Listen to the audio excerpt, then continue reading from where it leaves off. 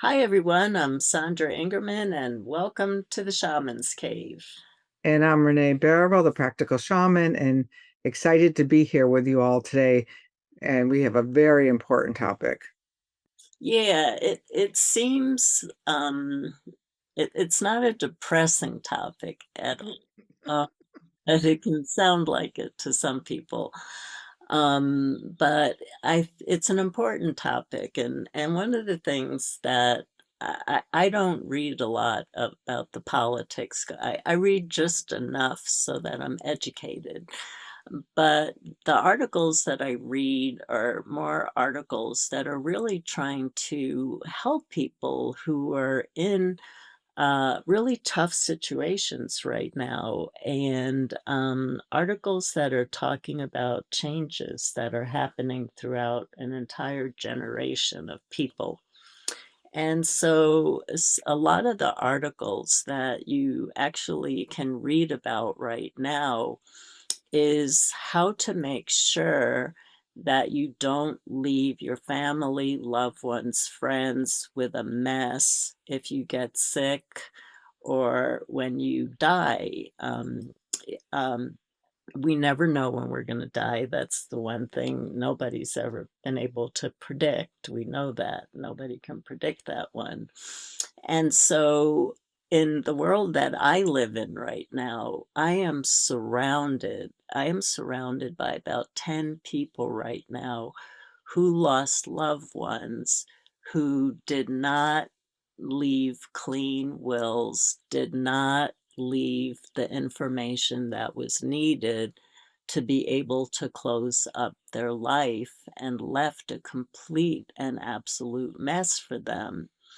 And so I've been reading things about, how do you not do this for other people? And so I don't know how long I'm going to be here. I hope I'm going to be here a lot longer.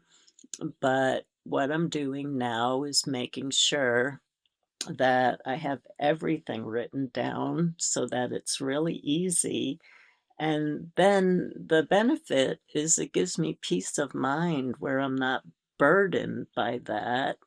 And I can go on and live the life that I have left, knowing that I did enough so that that closure is going to be pretty easy for anybody who has to work on closing out my own life. I think it's probably way more involved these days too, like with us with our businesses and our websites and all of that. I was just thinking last week I sent my uncle a book, and he always sends me gifts. This time he sent me crocheted placemats that my grandmother or my Aunt Ramona made, like, like ancient things. And I'm there like, oh, he must be cleaning out the house. And he sends old family photos and things like that. I mean, there's all of that kind of stuff. When I was 30 and I had my restaurant, there was this man, I talked about him before, Harry the Rat. And Harry, he lost his lease, and I let him put everything into the basement of my restaurant. And so when he passed, it was really tragic, but I was the one left going through all of his stuff. And there was no will, and there was no one left. And I thought, like, wow, all of this stuff that he had accumulated in his parents' stuff, and these old silver corn holders that I still have and carry around with me. But it was like there's two levels of this. There's all of our stuff, and then if you're a business owner, there's all of your footprint, like your social media and stuff like that, which is something that I don't know that my mother's generation had so much to worry about. She just, here's my will, put it somewhere safe, Hmm. and that's what she sent me many years ago. Right. Yeah. Yeah. When my parents died, they literally had nothing. But I can say it took me months to close out their life, and Mm, they had nothing. They didn't have a credit card. They had a bank account and Social Security, and my father had benefits from the VA. but it took me months. It was unbelievable. I would have days where, when Woods wasn't home, I would just stand in my house and just raise my arms and just scream at the top of my lungs to get the stress out of my body because of the bureaucracy. You call these places and it's like, no, you need this and this and this. And it's my mother was 98 and she's dead. Why do I need to give you all these things? It's going to take me a month to pull all this together. The bureaucracy is incredible, and I'm watching it right now. I mean, we're living on a planet where there are so many people. We have so many diseases circulating right now, and so many loved ones are dying.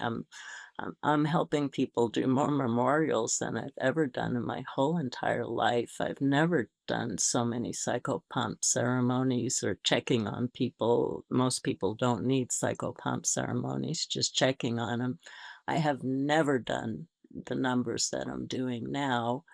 And that's beautiful work, but the spiritual work is beautiful of, oh, they went to source and they're in a place of the most bliss and, oh, wow, how beautiful, that experience is. But, then the people who are left are in really deep grief, paralyzing grief, dealing with bureaucracy, and, if you're prepared and you made it easier for your loved ones just by putting everything in order, at least they have their grief, but they're also not being left in, "Oh my god, what was I left?" I'm in grief, and I have all this work to do, and I don't even know where to start. So I have friends who used to email me all the time, and it's been a year, and the only emails I get from them is I'm buried in paperwork from this person leaving and this person leaving, my uncle leaving, my cousin, my friend, my loved one, my wife, my husband. Those are the emails I'm getting from people. So it is being written about in the news a lot right now of get everything in order.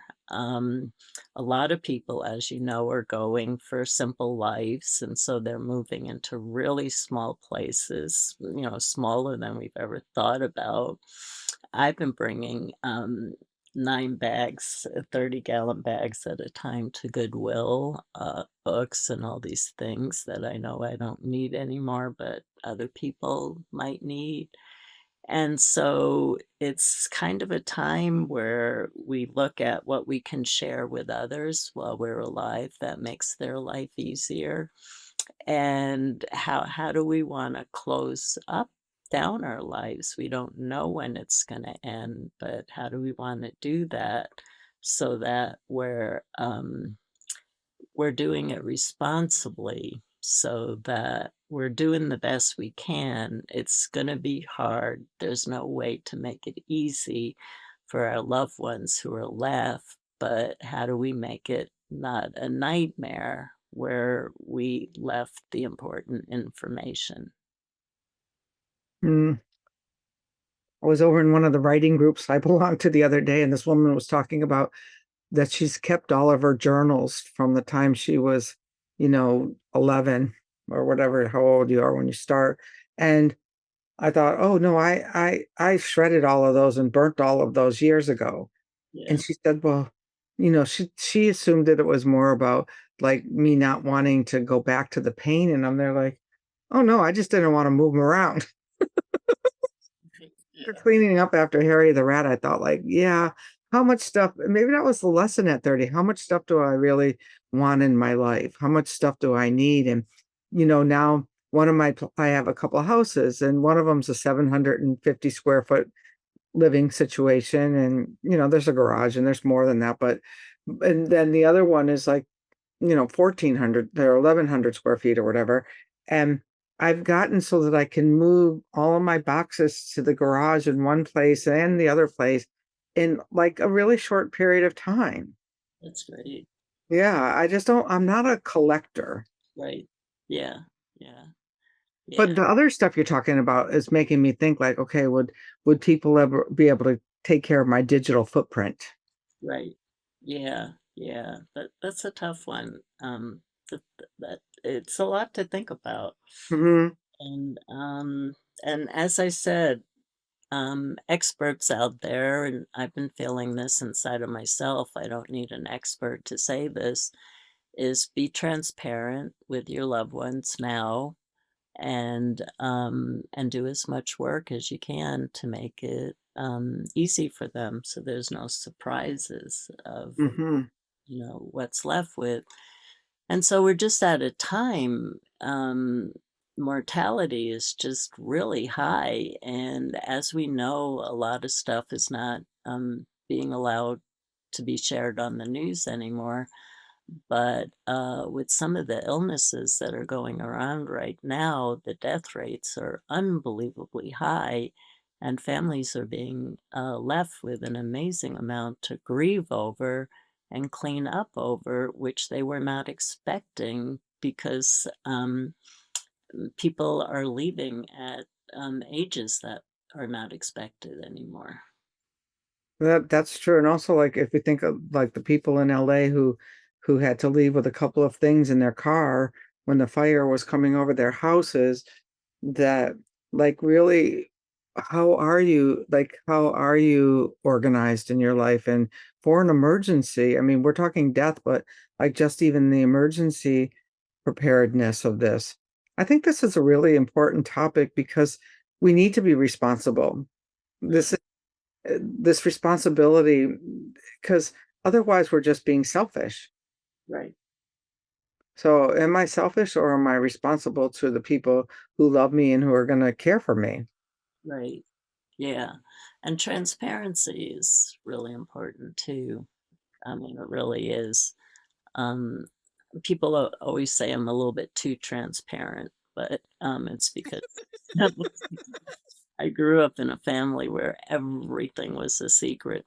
I actually didn't know how old my parents, their real age, until I was in my 30s. Wow. So I grew up in a family of secrets, and so I tend to be transparent because I know what it feels like to never know what's going on. And so I'd rather have people know what's going on with me so there's no surprises. It's interesting when in the 12-step work, there's this place where it says that there's people who are in two categories, people who reveal too much and show everyone everything, and everyone should see everything going on in my home. And there's the other people who say no one should see anything that's going on in my home. And looking at myself and understanding where I fell into, my own beliefs around that, it was like I was more like an oversharer about what was going on and had to, find my own boundaries and knowing what was okay and appropriate to share. But for to be really honest and transparent, like, yes, I have a trust set up and I have a will set up, but I did it 6 or 7 years ago and I haven't looked at it again. I got the letter from the lawyer, "Have you looked at this again?" And so I need to. Right.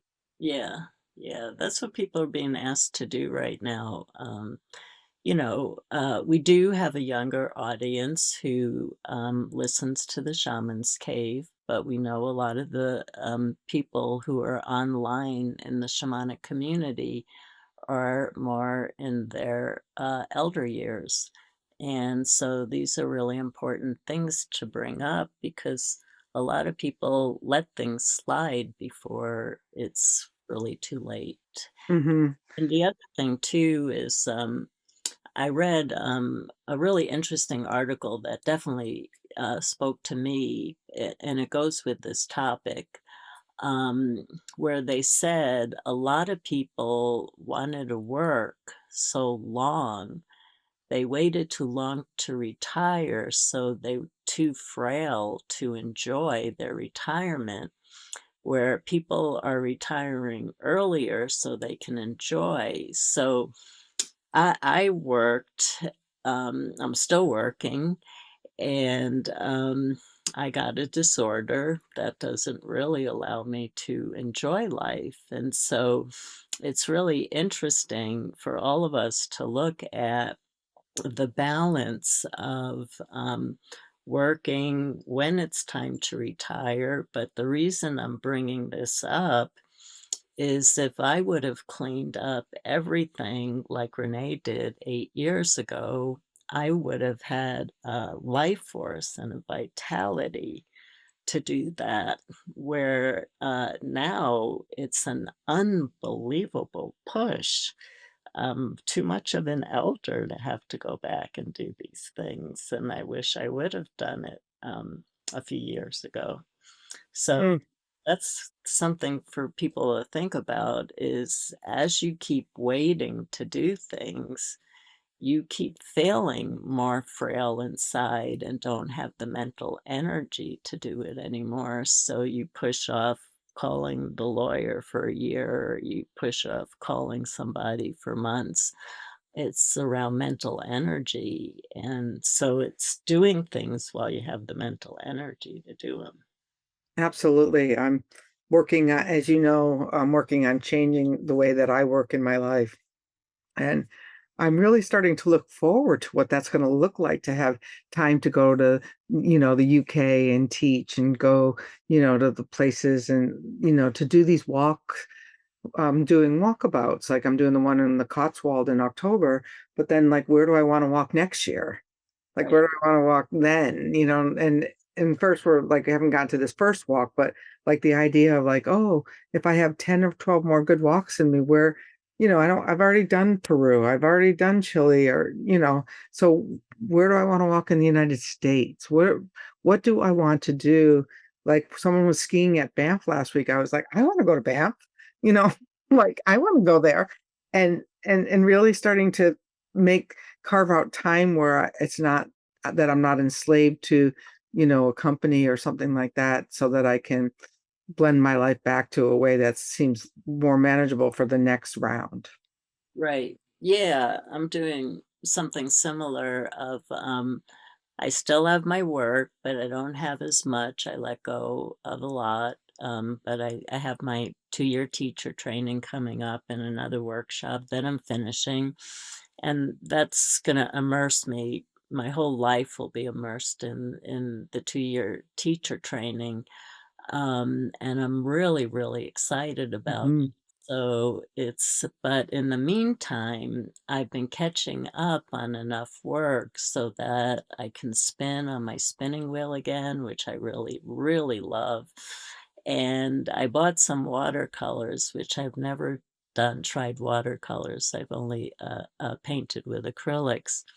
And I tried some watercolors and it's not for me. So now I'm getting out my acrylic paints.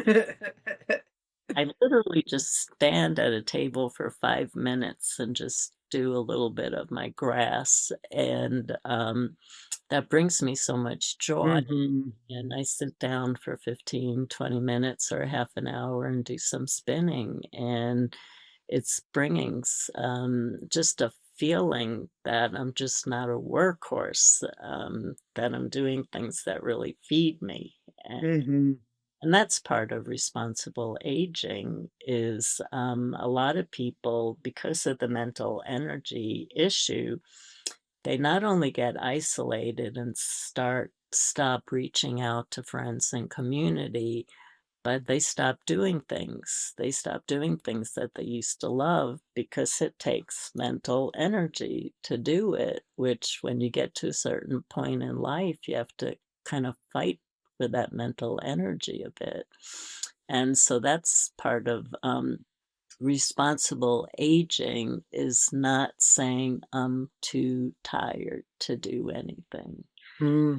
Finding things that you still just even if a few minutes a day, it brightens you up, and then you wanna do it a little bit longer. I a couple years ago, I went back to a painting class, and I'm there like, "Oh, I love doing this," and I'm excited for you that you're painting, and I bought a book called Watercolors for the Artistically Undiscovered. It was a children's watercolor book, and watercolors weren't for me either. I was a chef, and so I like to slop on the paint and make a big fat mess. So I and the only thing that gets when I do that with watercolors is mud. So I'm looking forward to writing more and painting more and playing more and tending to my garden, even all Yeah, of these things. I mean, so like tending is a responsible action.